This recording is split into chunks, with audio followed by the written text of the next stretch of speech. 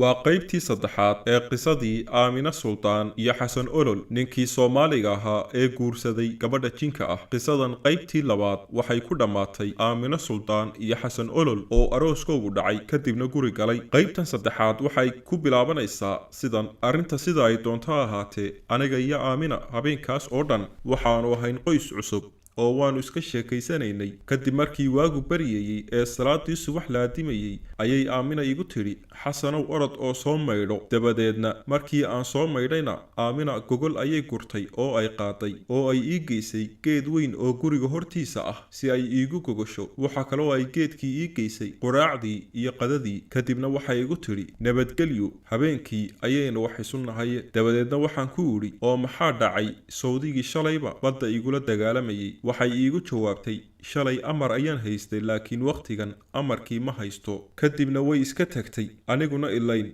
xalay oo dhan nin soo jeeday baan ahaye. Waxaan hoos seexday geedkii. Kadibna markii aan abbaaro duhurkii ay ahayd ayaa waxa ii imid islaantii Aamina dhashay ee sodohday oo masacagalay ah. Dabadeedna way i garaacday, way i taataabatay iyadoo doonaysa inay qadada ii kiciso, laakiin anigu ma garanayo, waxaanan misigta kaga dhuftay dhagax yar. Kadibna way iga carartay iyadoo ooyeysa, balse maan sii seexan inta aan kacay oo aan bannaanka tagay ayaan soo noqday oo aan cuntada ay Aamina ii dhigtay cunay. Markii aan cunayna dib ayaan u sii seexday. Dabadeedna waxaan hurdaba markii ay cadceedii dhacday ee ay maqribkii ahayd ayaan qaylo maqlay. Qayladaas oo la leeyahay alla sodohdii ayuu dilay ninkii bini'aadamka ahaa.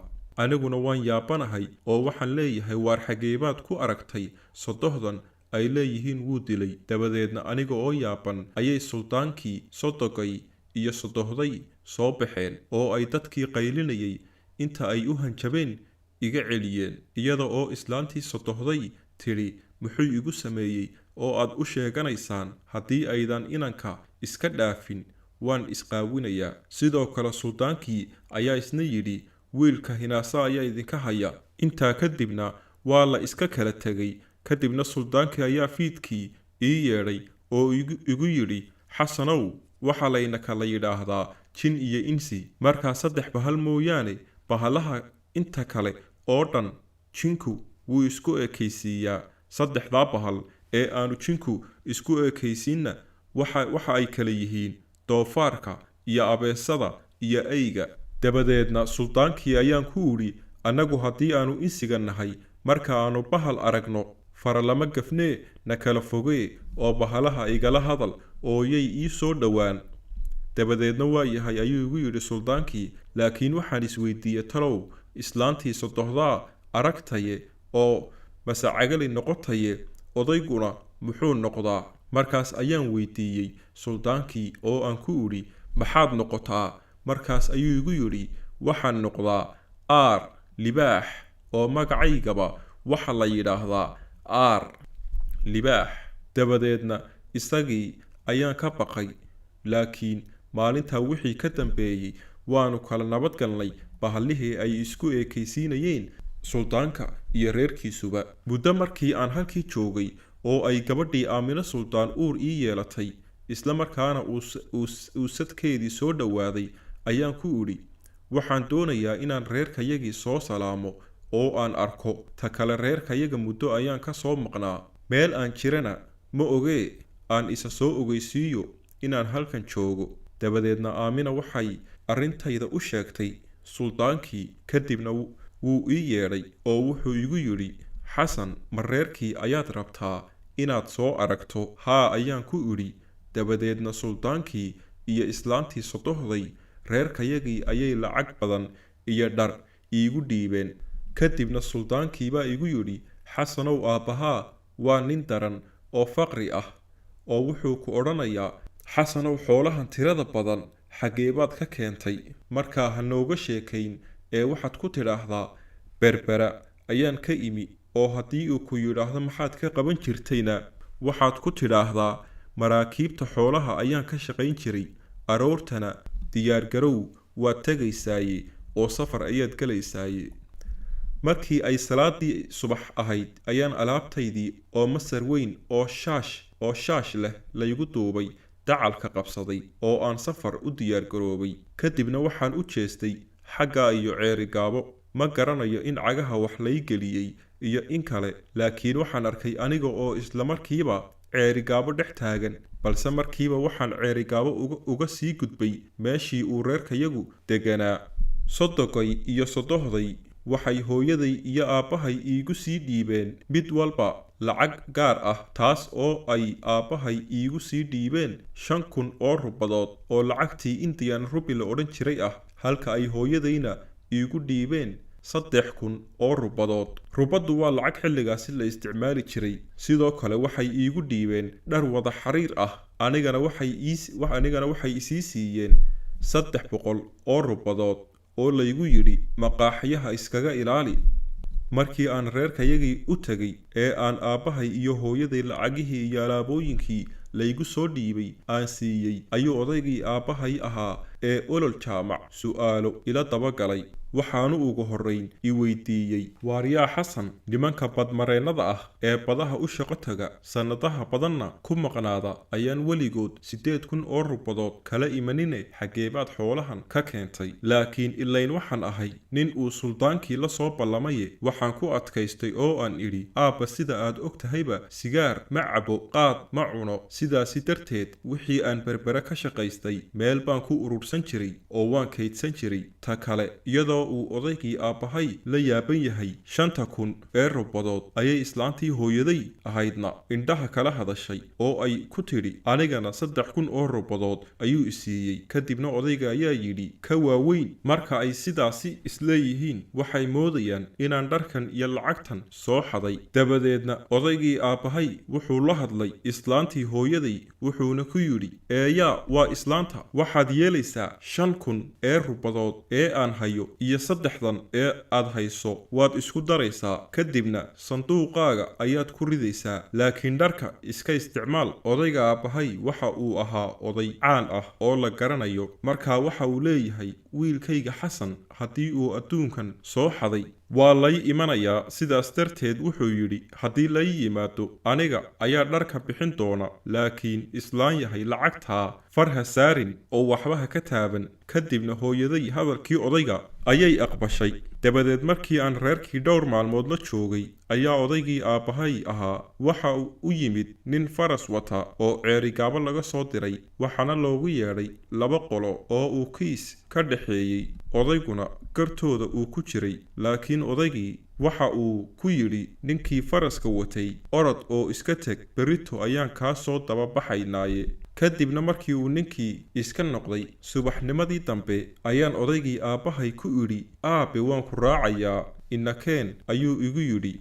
waa tii qoladii igu yidhaahdeen ha naga sheekayn, laakiin wixii ay cagaha ii geliyeen markii aan imanayay ayay markii aanu dhaqaaq u diyaar garoobaynay cagaha noo gasheen. dabadeedna markii aanu quraacannay ayaanu gurigii ka anbabaxnay, kadibna halkii aanu Ceerigaabo ka tegi lahayn maqribkii ayaanu qadar saacad ah u sii soconnay magaalada Ceerigaabo. dabadeedna markii aanu garoonka diyaaradaha ee Ceerigaabo maraynay ayuu odaygii aabbahay igu yidhi, waaryaa xasan waa xaggee meesha aynu maraynaa? markaasi ayaan ku idhi waxaynu maraynaa garoonkii diyaaradaha ee Ceerigaabo. markaasi ayuu haddana odaygii igu yidhi, waaryaa xasan keennee lagu jiray oo wax siday? kadibna odaygii waxa uu ii aqoonsaday awliyo. waxaanse ugu jawaabay, aabbe anigu inan yar ayaan ahaye maxaan qaadi karaa? laakiin hoosta ayaan ka cadhooday oo waxaan is idhi muxuu suldaankii kuu lahaa ha naga sheekayn haddii uu cagaha wax kuu gelinayo oo uu ku khiyaamayo. waayo waan gartay in wixii maalintii hore cagaha lay soo geliyey maantana lanoo geliyey aniga iyo aabbahay iyo odaygii kaleba. markii aanu magaaladii Ceerigaabo soo gallay odaygii aabbahay waxa uu fadhiistay maqaaxi. kadibna odayaashii maqaaxida fadhiyey ayaa odaygii ku yidhi, war olol ma xalay ayaad soo guuraysay? dabadeedna waxa uu ugu jawaabay, maya walle ee quraacdii ay islaantaydu saaka isoo siisay ayaan soo cunay. kadibna odayaashii aabbahay ku yidhi, oo olol baabuurna intaa kuma yimaado ee maxaa ku siday. markaas ayuu ku yidhi laftayda ayaa yaaban. haddana waxay ku yidhaahdeen odayaashii aabbahay yaa kula socday oo yaa kula socday. waxa uu ugu jawaabay waxa ila socday wiilkayga xasan. haddana waxay odayaashii aabbahay ku yidhaahdeen oo xasan miyuu yimid oo la helay? haa ayaan idhi, anigu markaa waxaan ahay nin aad quruxda yaabto oo aad u qurux badan. ilayn waxaan ahaa nin maalintii marna wax cunayay marna hurday, habeenkiina aamino suldaan legga kaga jiray. dabadeedna markii aan odayaashii cabbaar ila kaftameen ee ay igu yidhaahdeen waar qurux weynaa ninku iyo xagee buu ka yimid, ayaan meeshii ka kacay oo aan soo eegay dhallinyaradii aanu xeegada wada ciyaari jirnay. berigiina qaad lama cuni jirin oo ceerigaabo oo dhan 4 oday ayaa ka qayili jiray. oo markaa dhallinyarada oo dhan balwadayadu waxay ahayd xeego iyo kubad in la ciyaaro. dabadeed dhallinyaradii oo dhan ayaan casuumay oo inta aan kaxeeyey hudheelada geeyey. laakiin waxa aan cunaynaa oo dhan waxa uu isku tegeen 2 rubis. dabadeed markii aanu ceerigaabo 2 habeen joognay ee ay tukhaan iyo tagfi igu cuntay, ilaa nin janno ka yimid ayaan ahaaye, ayaan go'aansaday inaan anbabaxo oo aan qabto reerkayagii iyo gabadhaydii aamino suldaan ee xaaskayga ahayd. markii aan 2 habeen joogay magaalada ceerigaabo ayaa maalin saddexaadii aabbahay ku idhi aabba waan tegayaa oo waxaan ku noqonayaa berbera. kadibna wuxuu igu yidhi xasanow aabe waan kuu soo ducaynayaa ee ma haysataa nooli mise nooli baan ku siiyaa. kadibna waxaan ku idhi waan haystaa. inta aan tusay 280 rubis oo iga soo hadhay 300 ee rubis ee sodogay isoo siiyey. weliba aabbahay ayaan siiyey 200 oo rubis, waxaana qaatay 80 rubis. laakiin aabbahay waxaan ku idhi aabbo waxaan raacayaa gaadhi ay lahaayeen ilmo gadhcase, balse maan ahayn nin gaadhi u baahan. dabadeedna gaadhigii aan aabbahay ku idhi waan raacayaa oo istaanka ka baxaya ayaan cabbaar is-ag taagay si aan u sugo inta uu dhaqaaqayo, taasi oo aan iska dhigayo nin gaadhiga raacaya si aan aabbahay u qanciyo. waxaan gaadhigii sugaba markii dambe ayuu dhaqaaqay oo wixii raaci lahaana ay raaceen, wixii aan raacaynina magaalada ayay dib ugu noqdeen. intaas kadib aniga waxaygii ayaa cagaha lay geliyey oo aan u anbabaxay xaggii reerkaygii. kadibna waxaan markiiba gaadhay geedkii aan maalintii hoos seexan jiray oo ay gogoshaydii iyo raashinkiiba ii sii yaaleen. dabadeedna inta aan quraacdii cunay ayaan iska seexday. kadibna waxaan maalintii oo dhan hurdaba markii ay maqribkii gaadhay ayaan waayey aamino suldaan, waayo maalin kasta marka ay maqribka gaadho ayay alaabta ii guri jirtay oo ay geedka ii hoos dhigi jirtay. kadibna markii aan waayey ayaan alaabtaydii iska gurtay oo aan gurigii tegay oo waxaan alaabtii dhigtay ila xidhka dhexe ee guriga. laakiin aamino suldaan oo umushay ayaa jiifta ila xidhka dhexe ee guriga. dabadeedna intaan u tegay ayaan ku idhi naa aamina maxaad sheegtay? markaasay iigu jawaabtay nabad. kadibna waxaan ku idhi oo miyaad umushay? markaasi waxay iigu jawaabtay haa. haddana waxaan ku idhi oo maxaad umushay? dabadeedna intii aanay ii sheegin waxa ay umushay ayay soo sare fadhiisatay oo ay maradii ka qaaday carruurtii meeshii jiiftay. waxayna tidhi waxaan umulay 7 carruur ah. kadibna intaan naxay ayaan idhi bismillaahi raxmaani raxiim. intaa markii aan idhina waan waayey naagtii iyo carruurtii iyo gurigii, waxaanan is arkay aniga oo cidlo fadhiya. dabadeedna aniga oo yaaban oo isleh adiguna ma dambas noqotid marna isleh ma carartaa ayaa suldaankii loo sheegay waxa dhacay. markaas ayuu yidhi xijaabka uga qaada. kadibna aamino carruurtii iyo gurigii ayaa igu soo noqday oo sidoodii ku soo noqday. markaasay aamino suldaan hidhaadhiday oo ay cadhootay. kadibna waxaan ku idhi maxaad la hidhaadhiyeysaa? habeenkii aad ila hadlaysay miyaad sheekada iigu dartay bisinka ha qabsanin? kadibna waxay igu tidhi maya kuuguma darin oo aniga ayaa gar daran. intaasi kadibna suldaankii ayaa ii yeedhay oo igu yidhi waaryaa xasan maxaad samaysay? dabadeedna waxaan ku idhi suldaan bisinka ayaan qabsaday. dabadeedna waxa uu igu yidhi bisinka ayaa ina kala xijaabay ee bisinka ha naga qabsanin. kadibna suldaankii ayaan ku idhi oo suldaan sawdinka marka aad wax cunaysaan ee aad tukanaysaan bisinka qabsada makaayaga wax qaba. Suldaankii ayaa markaa igu yidhi haa, oo ilaahay baa ugu yeedhay in kiinu ina kala xijaabo. Dabadeedna suldaankii ayaan ku idhi waa yahay oo u noqon maayo, laakiin haddii aan odhan lahaa suldaan, haddii aan ilaawo ha lay saamaxo oo aan mar kale bisinka qabsado, waa lay saamixi lahaa, balse maan odhan taasi. Muddo kale markii aan joogay ayay mar kale Aamina waxay dhashay 7 carruur ah. Waqtigaasna waxaan buurta joogay muddo 3 sannadood ah. Dabadeedna Aamina ayaan maalintii dambe ku idhi Aamina, cadan baan tegayaa. Kadibna waxay u sheegtay suldaankii. Kadibna suldaankii ayaa ii yeedhay oo markii aan idhi waan tegayaa isiiyey sanduuq lacag ah iyo dhowr iyo dhar. Laakiin suldaanku waxa kale oo uu iisii dhiibay 100 rubis oo uu igu yidhi 100 rubadood waxaad siisaa ninka la yidhaahdo Ina Dawle oo doonidiisa u raac cadan, kuna dheh igee cadan. Waxa kale oo uu suldaanku dhar iigu sii dhiibay abtigay oo magaalada Xiis jooga. Kadibna abtigay baan u tegay oo aan dharkii siiyey. Intaa kadibna aniga iyo abtigay ayaa israacnay oo u tagnay doontii Ina Dawle. Waxaanu siinay 100 rubadood.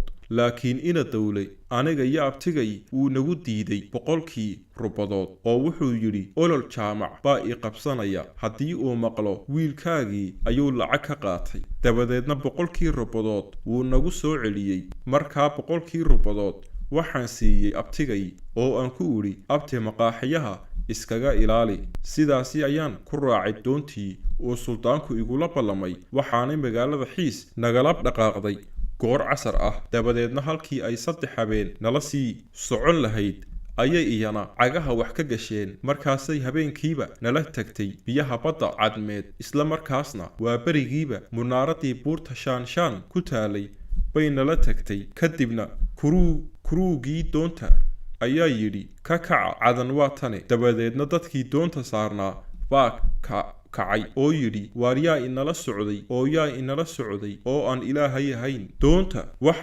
waxay siday ari badan. Kadibna dadkii ayaa yidhi 2 wan ha la keeno oo ha la siiyo Sheekh Isxaaq iyo Sheekh Ismaaciil. Kadibna intaan hoosta ka qoslay ayaan haddana hoos u yidhi wadhwadh sheekhyalayse walle sheekhyo idinma wadine ee aniga ayuunbaa og cidda idin waday. 2dii wan ayaa halkii lagu cunay. Kadibna goor casar ay tahay ayay doontii dekadii cadmeed ku soo xidhatay. Suldaankii waxa uu igu soo ballamiyey doonidu marka ay dekada cadan ku xidhato inta aad sanduuqaaga dacalka qabsato xagga iyo xagga midna ha eegin ee toos u soco oo cidna ha la hadlin, lagumana qabanayo oo annaga ayaa ku difaacayna. Kadibna sidii uu suldaanku igula ballamay ayaan yeelay oo intaan sanduuqaygii dhegta qabsaday ayaan iska tallaabsaday. Dabadeedna cidina ilama aanay hadlin, cidina ima arag. Sidaasi ayaan magaaladii cadan ku galay. Markii aan tagay magaaladii cadan waxaan raacay taxi oo aan siiyey 1 rubad, wuxuuna i geeyey guri. Kadibna gurigii waa qol layga siiyey. Berigaasna qaad iyo sigaar midna maan cuni jirin, laakiin cadan waxaa iga helay koox i waashay oo u watay nin la yidhaa Xirsi Baalbaal. Dabadeedna balwadii iyo heedhadii ayaan raacay. Kadibna 6 sannadood ayaanan cidna shuuq u soo odhan. Maalintii dambe ayaan aniga oo aqal fadhiya aqalkii ku gubtay.